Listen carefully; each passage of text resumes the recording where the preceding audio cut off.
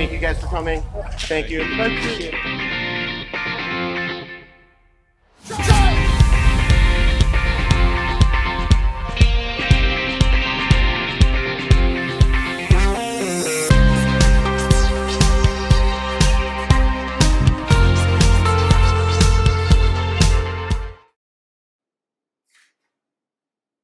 Hi there, welcome to the Fundamental Series. We're looking at lower body striking, and this is kind of the last of those videos. We're going to be looking at spin kicks. Spin kicks are fantastic to do. I loved learning them in my Taekwondo Hapkido days and in the Savate days. I have a great love for them, used to practice them quite a lot, and I'm going to emphasize that word used to.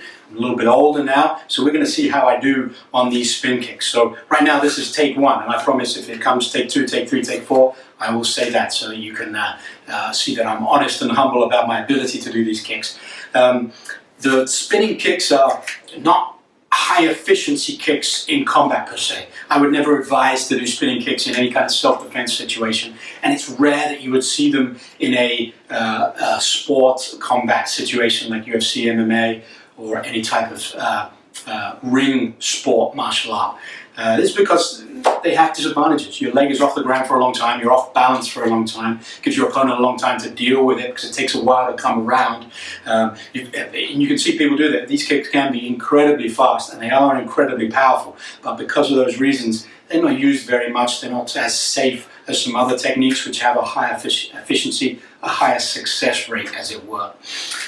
First one we're going to look at is a spinning side kick, or a back side kick, we call it in Hapkido. And this will be in the straight series, because I'm going to spin around and my legs are going to shoot out and hit the frontal portion of my victim. So if I'm in my stability stance, or my Hapkido stance right here, I am going to rotate all the way around and look over my shoulder. As I do that, I'm doing this piece by piece, I'm going to chamber and throw my side kick. So if you look at my end position from here of a side kick, I'm going to get to that position by just going the other way. So I'm spinning around. So a couple of goes on the spinning side kick.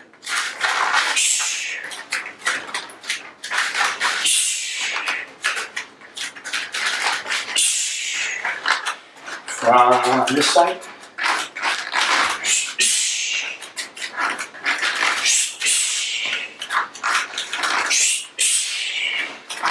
And from this side.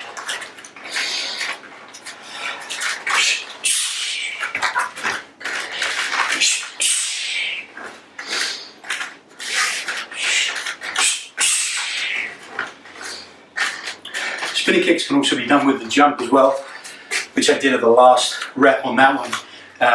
Very, very dangerous, I would say, to do that. I've seen people bust their ankles landing. I've seen people get their feet taken out from underneath them from doing jumping spinning kicks. But it does add a different element of flair to it, which could be good for the movies and things like that. A couple of points on that side kick. Getting that head around first, that's the key thing. If I fire my kick like this, I can't see where I am hitting. So that spin gets my head out and the kick comes out. Second point is a close chamber. Now many systems have different ways and we could weigh the pros and cons of each one, but I like the close chamber idea. Open chamber would be bringing my leg around to here. Watch again. From here, extending. It's very open chamber. I met a gentleman at 8711 where I was meeting with Eric Paulson and Chad Stahelski and Roland Fair, I believe his name was. And he said that if you practice this by the side of a wall and keep your chamber very tight here, almost like I'm here, I'm throwing a back kick.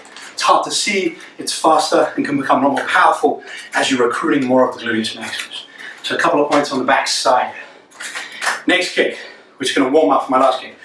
Spinning crescent kick, or a back crescent that we call in Hapkido. Savate uses a lot, I think, revert or over. My body on this is going to be up straight. I'm going to spin, spin, spin, spin, spin until I can't spin anymore, and then release the leg in a crescent shape, where it's going to come up and come down as opposed to coming across in a straight line. So I spin, spin, spin, release the leg, and comes up and down. So here we go, back crescent or spinning crescent.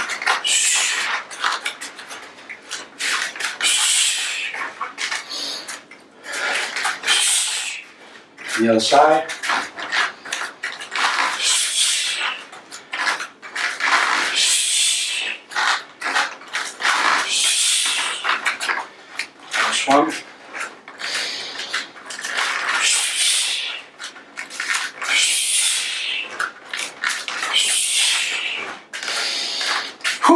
Okay, we're still on take one. Last one, spinning back kick or back spin kick.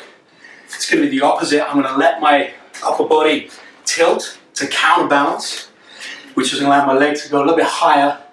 And I'm also going to come round with the heel. My back crescent, I'm hitting with the outside of my foot right here, or the side of my heel. With my back spin, as I come round, my foot stays in the same position as a side kick, but it hits with the back of the heel here. So my body tilts a little bit, heel comes through. It's going to be a devastating kick if you make contact with it. I've seen someone's jaw being broken by it, which is devastating in a Taekwondo tournament. Very powerful and used in many different martial arts. I'll show you a couple of different versions. So from here, back spin kick.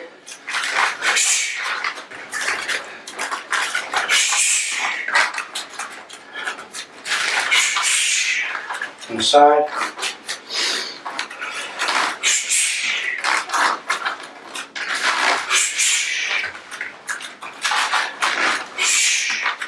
Last one.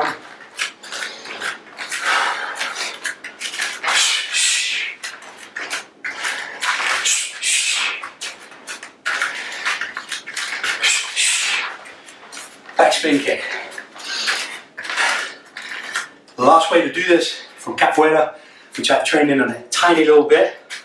I trained in last night. Aaron, if you watch this video, this is after that first lesson with you. They like to put their hand down. Provides even more of a counterbalance and provides some structure. A lot of chance for imbalance and falling over with the back spin kick. So capoeiristas, and again, I'm not a capoeira instructor, not even a high ranking. I just like this kick. So maybe we'll get Aaron to film one properly, but this is how they do it. As I spin around, my hands or one hand goes down to provide some stability. This typically comes from the Jenga position right here, and I will put that hand down to provide that stability. One more time.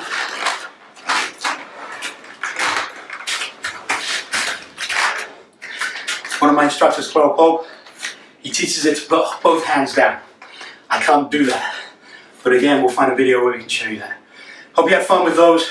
Again, kicks more based towards performance, demonstration, attribute training, good for the movies, not really for combat or self-defense. Stay safe, enjoy your training, friends.